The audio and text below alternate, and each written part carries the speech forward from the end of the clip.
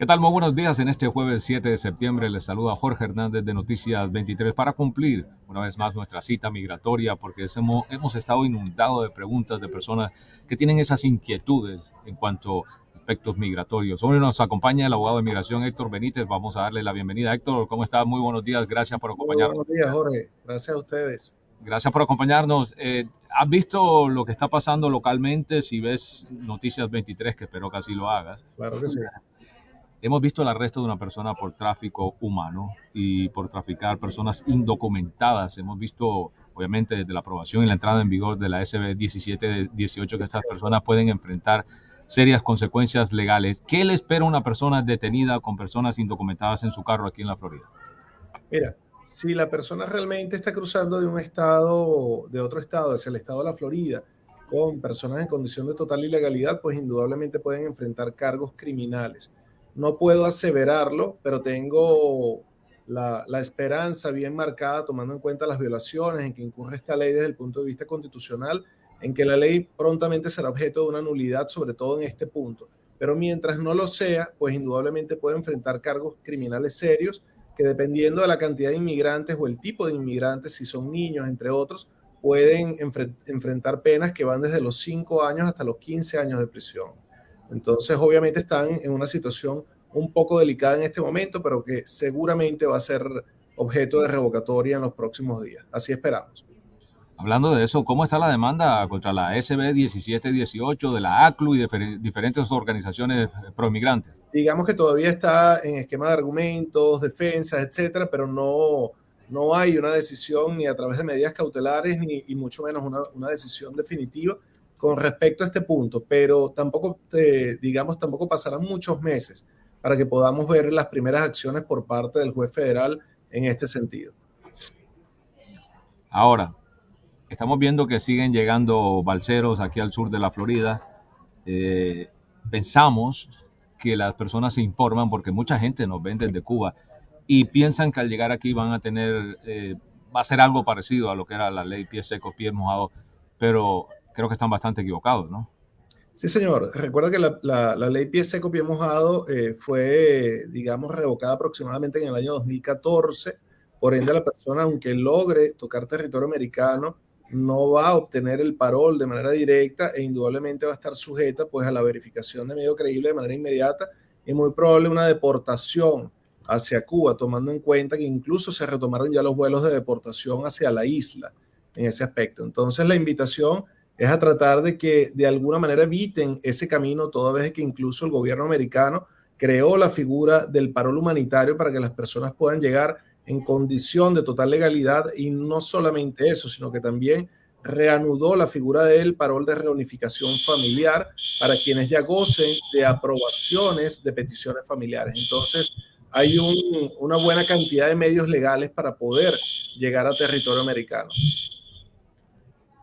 Gracias por esa información, Héctor. Ahora vamos a hablar del plano nacional porque otro de los temas que debemos tocar es las personas que creen todavía que la frontera está abierta de par en par y que pueden ingresar aquí a Estados Unidos a cogerse algún tipo de beneficio.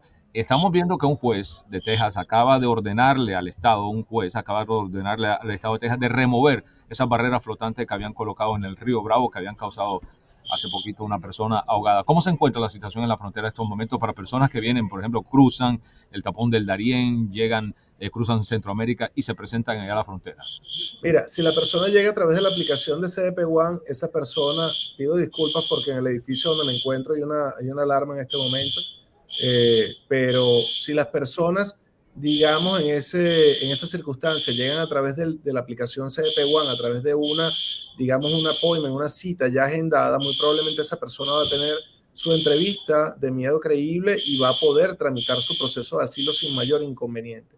Recordemos que si la persona de alguna manera está llegando sin haber agendado ese tipo de aplicación, va a estar sujeto a otro tipo de entrevista con un estándar más alto, digamos, de elegibilidad para poder llegar o procesar algún tipo de petición de asilo, como sería una entrevista de miedo razonable, que es mucho más difícil de lograr aprobación. Ahora, Héctor, regresando a LSB 1718, ¿cuándo podemos esperar, y volviendo a la demanda de la ACLU, de que se tome una decisión? ¿Y cómo va también todavía no se ha dado una decisión del juez en Texas sobre la demanda también contra el programa de parol humanitario? Mira, sobre el programa de parol humanitario todavía no se ha dado. La única que se dio en fecha reciente, como tú bien lo indicaste, tenía que ver con el tema de las boyas a nivel del río. Pero fíjate que hay un dato interesante sobre esta demanda, que incluso la demanda no versó sobre, o sea, en términos generales no versó sobre la nulidad del proceso derivado de violaciones o no de carácter migratorio, sino que versó exclusivamente sobre, o no exclusivamente, pero principalmente sobre aspectos o puntos que tenían que ver era sobre el manejo de la propiedad de territorio federal y de las aguas navegables. Y el juez federal en este caso pues estableció que la orden del la orden del gobernador de Texas para implementar este plan de boyas y prohibir de alguna manera violaba o violentaba derecho de propiedad del Estado desde el punto de vista federal y que no tramitaron la permisología necesaria para poder generar su implementación. Entonces, digamos que esa está en ese estado. La otra que tiene que ver con el parol humanitario, pues te reitero, aunque no está decidida, ya hay un camino definido por parte de la Corte Suprema de Justicia con una decisión de junio 23, donde ellos establecieron que en materia migratoria las políticas migratorias eran básicamente competencia del gobierno federal y no de los gobiernos estadales, e incluso rechazó la demanda en ese caso porque consideró que los gobiernos estadales no tienen legitimación activa para demandar, es decir, no tienen ningún interés jurídico actual y verdadero para poder presentar las demandas. Un reporte en un diario nacional indicaba que las labores de limpieza aquí la Florida, en la parte donde entró el huracán Idalia, se están retrasando bastante porque precisamente inmigrantes indocumentados, que usualmente son los que limpian después del desastre, no han ido a esa zona a ayudar por temor a represalias. Están siendo acosados, según ellos, por la policía estatal, y muchos de ellos no fueron a los refugios cuando Idalia se acercaba a la Florida por temor a que les pidieran sus documentos. ¿Esto pasa en realidad? Mira, sí ocurre en determinadas circunstancias. Recuerda que el manejo de las policías, aparte de la estatal, se maneja mucho desde el punto de vista de la ciudad. Hay ciudades pues que son proclives ciertamente a dar apoyo al enforzamiento de esta ley. Otras ciudades abiertamente, como por ejemplo en el caso del condado de Miami-Dade, han dicho que ellos no tienen ningún tipo de interés en enforzar legislación que tenga, digamos, que revista condiciones de carácter migratorio, que ellos están buscando verdaderos delincuentes y no otro tipo de personas. Lo que sí te puedo decir es que el Departamento de Seguridad Nacional, el DHS, publicó incluso al momento de la ocurrencia del huracán Idalia que cualquier tipo de enforzamiento migratorio en estas áreas para poder propender a su recuperación no iba a ser implementado, quedaba de alguna manera suspendido. Entonces yo creo que aguas abajo eso genera también una línea para el resto de los cuerpos de seguridad de que no deben en estas condiciones afectar, digamos, por condiciones migratorias a personas que pueden estar ahorita sufriendo, digamos, con pérdidas desde el punto de vista humanitario, desde el punto de vista patrimonial, bien intensas o muy fuertes, como se vio en el caso del Panhandle de Florida. Ahora, Héctor, estamos viendo también de que continúan la transferencia de inmigrantes indocumentados de ciertos estados a otros estados más amigables con los inmigrantes, como está pasando en la ciudad de Nueva York. Muchas personas critican como algo que no debería estar sucediendo, que un político, sobre todo el gobernador Ron DeSantis o el gobernador Abbott de Texas, pague por esa transferencia de documentados, pero muchos de ellos están diciendo que gracias a que los transfirieron a esos estados más amigables, ahora tienen trabajo y están enviando dinero a casa. ¿Qué derecho tiene una persona que es transferida de un estado a otro? Mira, obviamente lo que tiene que ver con la movilidad forzosa de un inmigrante por parte de estados directamente que no tienen la facultad de la administración migratoria es indebida. Más allá de que puedan haber surgido circunstancias sobrevenidas en que el inmigrante haya podido tener digamos, un aspecto beneficioso derivado de esa política, no necesariamente quiere decir que lo está haciendo de forma adecuada. Lo adecuado es que el enforzamiento de las políticas migratorias las dictamina, las establece el gobierno federal y el gobierno federal puede llegar a acuerdos con los estados y con las ciudades para el enforzamiento de esas medidas. Entonces, lo indebido es que los estados lo estén haciendo de forma autónoma sin contar, digamos, con la coordinación y la planificación que esto conlleva por parte del gobierno federal. Ahora, Héctor, estamos viendo también un reporte que sacamos aquí en el 23, la situación de estos jornaleros o inmigrantes indocumentados que tradicionalmente se reúnen en los estacionamientos de tiendas como Home Depot, que están siendo acosados ahora precisamente porque mucha gente se queja de su presencia en estos estacionamientos. Muchos han pedido asilo, muchos están esperando algún tipo de protección legal, pero no han recibido su permiso de trabajo. ¿Qué derechos tienen ellos? Bueno, recuerda lo siguiente, desde el punto de vista de lo que tiene que ver con la aplicación de la ley 1718 en el contexto de Florida, la ley afecta es a las personas que no tienen ningún tipo de documentación. El hecho de que usted no le haya llegado todavía un permiso de trabajo no quiere decir que automáticamente usted no tenga documentación. Si usted tiene un proceso de asilo pendiente, bien sea porque lo presentó ante el Servicio de Migración o porque lo presentó ante una corte de inmigración, automáticamente usted queda fuera de los efectos de esta ley. Y será el Servicio de Migración quien determine posteriormente si ese trabajo sin permiso de trabajo pudiera llegar a generar algún tipo de condición de inadmisibilidad o inelegibilidad para optar a futuros beneficios migratorios, pero no desde el punto de vista del manejo de los estados, como pasa en el estado de la Florida, puede ocurrir también en el estado de Texas. Entonces, estas personas que tienen un proceso pendiente, jurídicamente hablando, aunque pueden tener algún tipo de afectación inicial, existen recursos inmediatos para poder, digamos, salvaguardar sus derechos. Ahora, muchos inmigrantes aquí en la Florida, por precisamente la entrada en vigor el 1 de julio de la SB 1718, no recurren a los centros hospitalarios cuando se enferman por temor a que les pidan sus documentos. La intención del gobernador era simplemente obtener los datos para ver exactamente cuánto le costaba al estado de la Florida estas personas que recibían atención en los hospitales públicos. ¿Ya se sabe alguna cifra de esta data? Mira, honestamente yo no tengo esa data a la mano para poder darte una cifra en específico. Lo que sí te puedo decir es que obviamente también esa parte de la ley quedó modificada y como tú bien lo estás indicando, ya no hay una prohibición de que la persona reciba atención en el centro hospitalario. La persona igual va a recibir atención en el centro hospitalario e incluso va a tener la pregunta sobre la condición migratoria, pero tiene la facultad de rehusarse en proveer ese tipo de información. Lo que se estableció fue la obligatoriedad de que el centro lo consultara, lo preguntara, pero no es forzoso para el inmigrante dar indicación específica de cuál es su estatus migratorio. E igual tiene o debe recibir atención médica en ese contexto. Ahora, ¿qué está pasando con el parol humanitario o la reunificación familiar para colombianos y otras nacionalidades, los centros de asistencia que se iban a abrir en Bogotá y en otras ciudades? ¿Esto ya está funcionando? Y otra pregunta, finalmente, porque me dijeron el otro día, nosotros reportamos que la embajada estadounidense en La Habana ya estaba funcionando, ¿ya entró en funcionamiento? Sí, de hecho entró en funcionamiento y lo ha estado ya desde hace algún tiempo para efecto de lo que son visas inmigrantes y también va a empezar a recibir lo que tiene que ver con la figura de los paroles derivados de reunificación familiar. Entonces, por ende, la Embajada de Estados Unidos en La Habana ciertamente está ya llevando adelante muchos trámites que van a facilitar, digamos, el procesamiento para los ciudadanos cubanos que todavía se encuentren en la isla. Ahora, la situación en general es que ciertamente ya los centros teóricamente están creados, se pueden agendar citas a través de una página, si mal no recuerdo el nombre es migracionsegura.org, de todas maneras lo puedo confirmar y compartirlo con la audiencia posteriormente, pero el hecho es que a través de esta página la persona, dependiendo de su nacionalidad, va a poder agendar las citas para el trámite de determinados beneficios a través de estos centros de atención.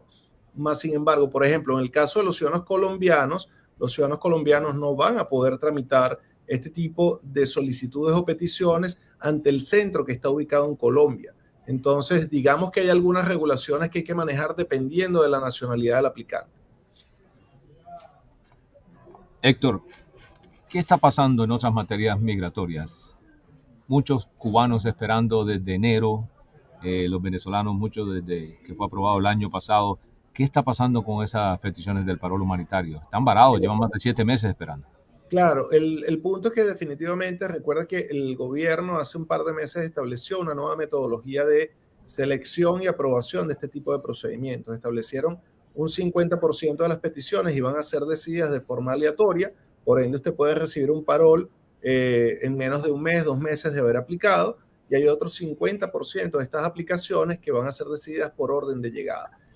¿En qué contexto estamos? Recuerda que habían más de 1,5 millones de peticiones acumuladas de parol humanitario y fácilmente podemos decir de que por lo menos 800,000 o un orden que incluso ya puede estar cercano al millón va a estar sujeto al sol de hoy, va a estar sujeto a esa metodología de orden de llegada y va a generar el nivel de retraso que estamos viendo hoy en día. Lo cierto es que la mayoría ya se han venido dando aproximadamente en un promedio de entre 7, 8 meses de procesamiento, sobre todo para el caso de los venezolanos que ya empezaron desde octubre, tal vez dure un poco más para las otras nacionalidades que empezaron en el mes de enero, ¿ok? Pero ya deben estar bastante cercanos a recibir procesamiento. Ejemplo, una persona cercana de Venezuela que habíamos formulado su petición en noviembre del año pasado, le fue aprobado la figura del parol humanitario recientemente, hace no más de 15 días.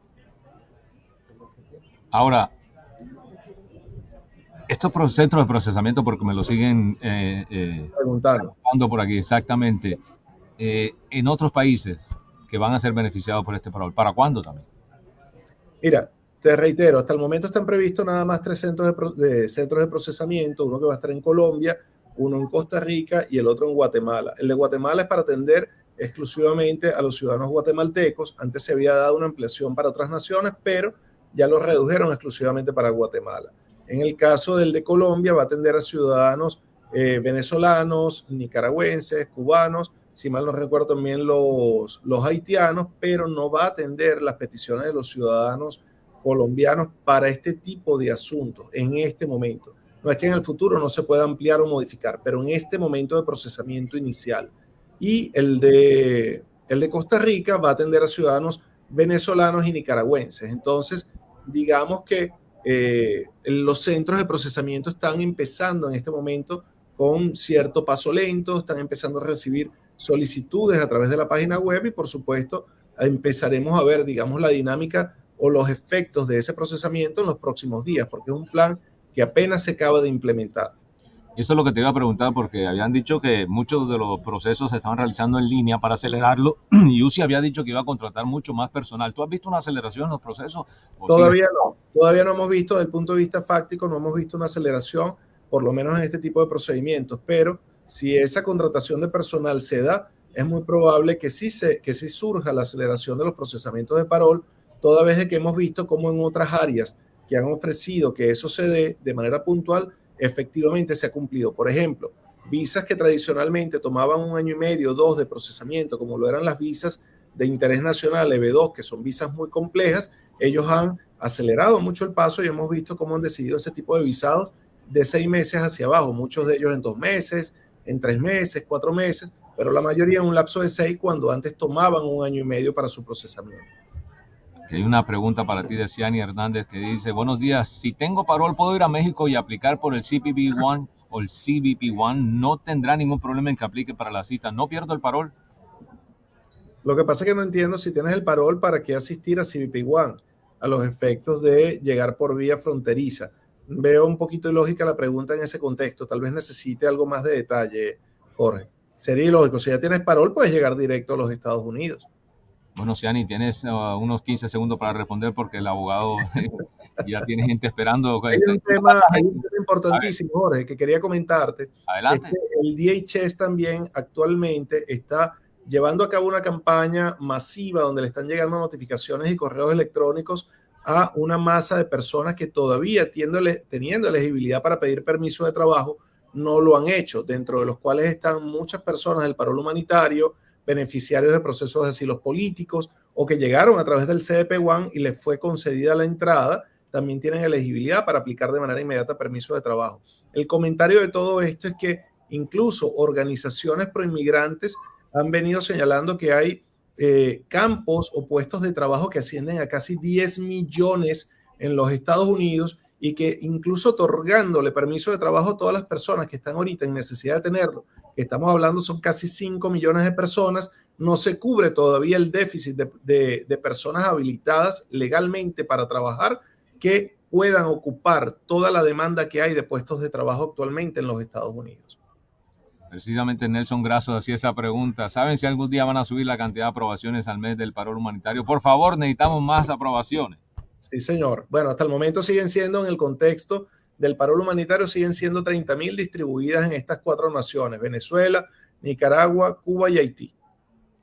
Estamos en este año de elecciones, algo que tú y yo hablamos hace poco. India ya tiene más de 1.500 millones de habitantes, sobrepasó a China. Estados Unidos tiene un poco más de 350 millones. Está sobrepoblado los Estados Unidos. ¿Quién va a reemplazar a toda esa gente que usa el seguro social y cuando ya mueran, quién los va a reemplazar para que contribuyan, para que tú y yo nos podamos retirar? ¿Se necesitan inmigrantes en este país? Definitivamente se necesitan y la demanda lo está demostrando.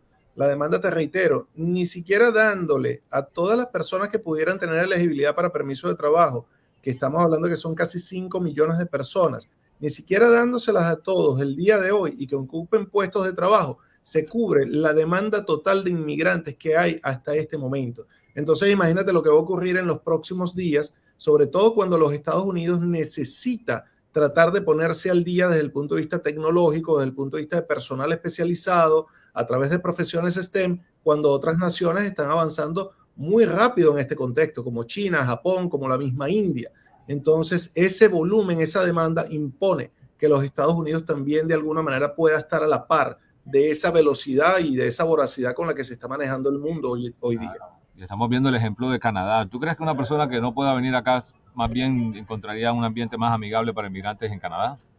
Mira, definitivamente no. Yo siento que las leyes de migración de los Estados Unidos, aunque no han sido actualizadas y definitivamente son vetustas en ese aspecto, las leyes de los Estados Unidos son muy proclives al reconocimiento, digamos, del talento, del trabajo, de la formación, de la buena voluntad de querer trabajar, incluso del respeto de las leyes de asilo en la mayoría de los estados. Y en países como Canadá no pongo en duda, obviamente, que tengan esa intencionalidad, pero no tienen el nivel de avance que tienen los Estados Unidos para poder darle la bienvenida a inmigrantes, al punto que el territorio canadiense es similar o incluso más grande que el territorio norteamericano o de los Estados Unidos, y creo que escasamente llegarán a 40 millones de habitantes. O sea, están muy, muy lejos de poder alcanzar, digamos, la bienvenida migratoria que puede tener los Estados Unidos.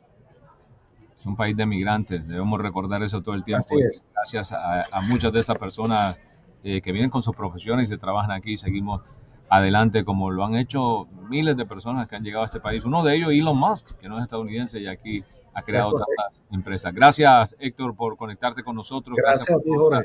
Después, y muy pronto nos vemos en otro contacto migratorio aquí por Noticias 23, en nuestra página de Univisión 23 de Facebook y YouTube. A ti te invito a que nos sintonices, que bajes nuestra aplicación Univisión 23 Miami. Feliz día, Héctor, y a ustedes, gracias por habernos sintonizado. Que tengan también una excelente mañana. Recuerden que nos vamos a ver a las 12:30 en la emisión de Noticias 23, donde vamos a tocar todos los temas más importantes locales. Así que allí los espero por Univisión 23. Feliz día.